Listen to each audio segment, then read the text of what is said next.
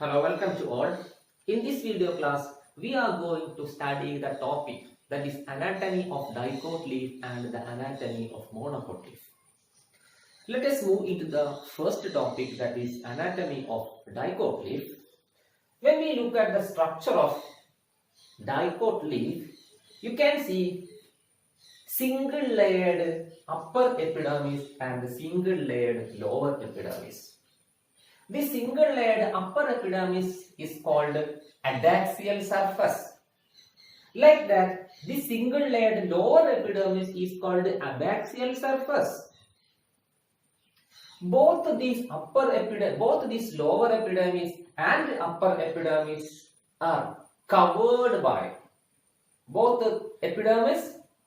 a wax-like coating. That wax-like coating is called cuticle. And one more thing is that both the upper epidermis and lower epidermis contain a special type of tissue. That tissue is called stomata. You can see here stomata, and you can also see stomata here. But the difference is that more number of stomata will be present on the lower epidermis, whereas few number of stomata are present on the upper epidermis. The basic reason behind is that in case of dicot leaf, normally dicot leaf exists on plants like this. So dorsal surface of leaf, that is upper epidermis, will be exposed more towards light.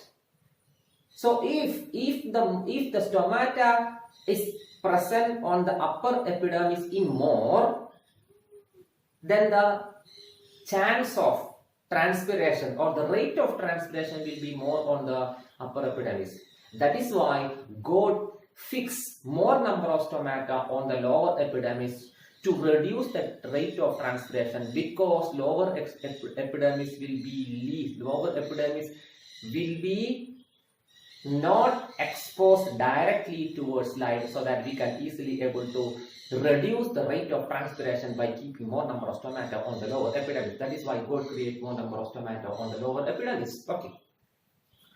So here it indicates that lower epidermis contain more stomata and upper epidermis contain less number of stomata. So upper epidermis and lower epidermis not exactly similar. And one more thing is that just below the upper epidermis you can see few number of parenchyma, that is called palisade.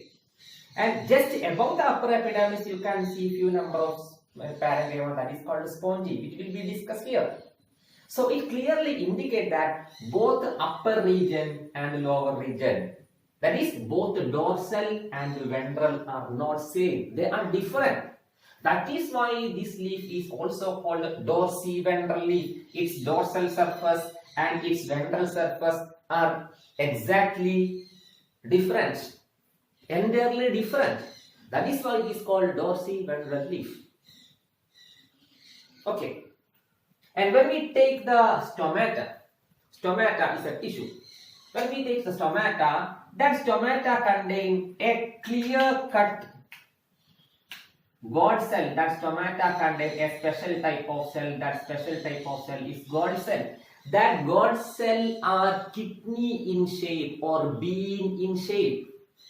And one more thing is that a small opening is present within the God cell, that in between the two God cells, that is called stomatal core, and we can see lot of additional tissue around the God cell. That additional tissue is called subsidiary cell. This is the structure of a stomata. That stomata mainly help for exchanging of respiratory gases and like that photosynthetic gases, etc. So here the number of stomata is few. Here the number of stomata is less in upper epidermis, whereas it is more in lower epidermis. One more thing is that all the epidermal cells not perform photosynthesis, but this God cell contains chloroplast, therefore they can able to prepare food by itself. That is also one more factor regarding the stomata. Now let us move into the next tissue system. before going to the another region, others region, we can study the epidermis of monocot leaf. When we take the epidermis of monocot leaf, the epidermis of monocot leaf is also single layer. It consisting of upper epidermis and lower epidermis, but both the epidermis are exactly same. Here, upper epidermis and lower epidermis contain equal number of stomata. Upper epidermis and lower epidermis contain equal number of stomata. And upper epidermis and lower epidermis also contain wax-like coating called cuticle. But the difference is that when we take the structure of stomata, you can see that stomata contain guard cell like that of dicot, but the shape of guard cell differ from dicot. Here the shape of guard cell are dumbbell in shape. The shape is called dumbbell in shape, dumbbell shape. And you can also see an opening like this, that is called stomatal pore. We can also see additional tissue that is called subsidiary cell. The difference is that here the shape of guard cell is kidney or bean shape. Here the shape of guard cell are dumbbell in shape. And second difference is that stomata are uniformly distributed on both upper and lower epidermis. That is the difference between these two. Okay. Now let us move into the dicot leaf. In dicot leaf, you can see this region. The region in between the upper and lower epidermis is called cortex. The region in between the upper epidermis and lower epidermis is called cortex. You can also see the cortical region here also. Okay. So cortex are present. Cortex is present for both upper and for both dicot and monocot. And one more thing is that in case of monocot leaf, it is not a dorsiventral leaf because the whole region in between the two epidermis is similar. But here you can see this is the region, this is a palisade region, this is the spongy tissue, this is a palisade tissue. But here we cannot able to differentiate palisade and spongy. That is why monocot leaf is also called isobilateral leaf. It is called isobilateral leaf. Monocot leaf is also called isobilateral leaf because it is not differentiated into dorsal and ventral surface, not differentiated into dorsal and ventral part. The whole part will be same. That is why it is called iso means same, isobilateral leaf. Now when we compare the cortex of both monocot and dicot, you can see here the cortex is differentiated into two types. You can see parenchyma cells in the cortical region of monocot and cortical region of dicot. The function of both the parenchyma is exactly same, that is photosynthesis. But here the parenchyma of monocot leaf, that is generally we are calling it as mesophyll. Generally the parenchyma of dicot and monocot leaf are called mesophyll. Here the mesophyll is differentiated into palisade parenchyma and spongy parenchyma. And you can see palisade parenchyma are elongated cylindrical cells which are closely packed. They may be either single layer, two layer or three layer. And they are very closely packed. And such palisade parenchyma are found just beneath the upper epidermis. And you can also see other type of mesophyll that is called spongy parenchyma. They are present just above the lower epidermis.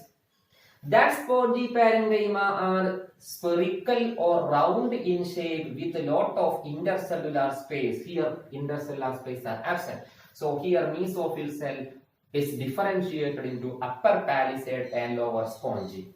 Both the palisade and spongy parenchyma contain chloroplast. Therefore, they can able to synthesize food through photosynthesis. So here chloroplast present, here chloroplast present. But the difference is that more number of chloroplasts are present within the palisade parenchyma when compared to sponge.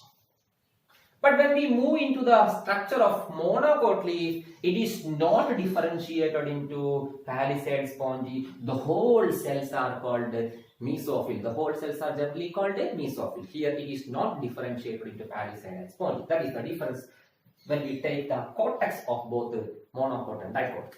And when we move into the vascular bundle, that is xylem and phloem, you can see large xylem, that is metaxylem, and small xylem, that is called protoxylem. First formed xylem protoxylem, later formed xylem metaxylem. Here vascular bundles are made up of xylem and phloem. This is called phloem, this is called xylem. This xylem is directing towards the upper cortex, whereas phloem is directing towards the lower cortex. That is similar for both dicot and monocot. But the difference is that when we take the morphology of dicot leaf, you can see lot of veins. You can see lot of veins.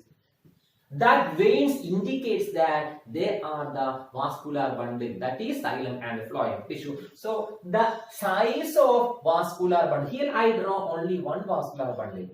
Here the size of vascular bundle will be different in dicot. Some vascular bundle are larger, some vascular bundle are smaller. But in case of monocot, the size of vascular bundle are exactly of same size, because their veins or vascular bundles are arranged parallelly, parallel arrangement. So all vascular bundles are approximately exactly same. But here the veins are arranged in a network, reticulate venation. Here the veins are arranged in a parallel form. That is why that difference exists.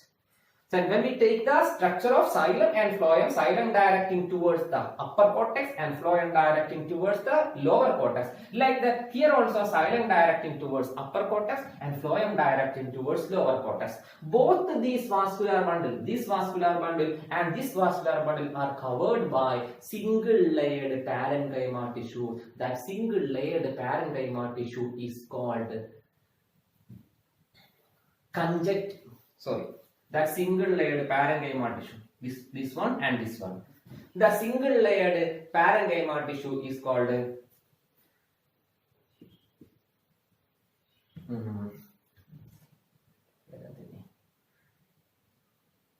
bundle sheath. The single layered parenchyma cell is called bundle sheath. That is called bundle sheath.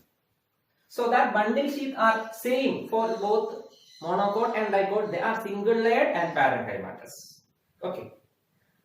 And when we take the structure of both dicot and monocot vascular bundle, you can see just this vascular, you can see a special type of collenchyma tissue which extend from bundle sheath towards upper cortex and lower cortex. That extension of collenchyma tissue, you can see, here you can see this collenchyma tissue. And this collenchyma tissue extends from this bundle sheath toward upper and lower cortex. That is collenchyma in nature. But in case of monocot, you can see it is a sclerenchyma tissue. So bundle sheath extends toward upper and cortex by using sclerenchyma tissue here, but here it is a collenchyma tissue. That is a one difference. When we take the structure of monocot and dicot, it shows a small difference. It is collenchyma, it is sclerenchyma. Okay. And one more thing is that in case of dicot, the xylem tissue is made up of mainly vessels and xylem parenchyma. Here tracheids and xylem fibers are absent. When we move into the xylem tissue of monocot, you can see tracheids, vessels and xylem parenchyma. Xylem fiber is only absent. Like that, when we take the phloem tissue of dicot, it is made up of sieve tube element, companion cell and phloem parenchyma. Xylem fiber is absent. Here also you can see xylem fiber is absent. Sorry, when we take the structure of phloem tissue, you can see Pseudovelmen, companion cell, phloem parenchyma, but phloem fiber is absent. Here also, when we take the structure of phloem, you can see phloem fiber is absent.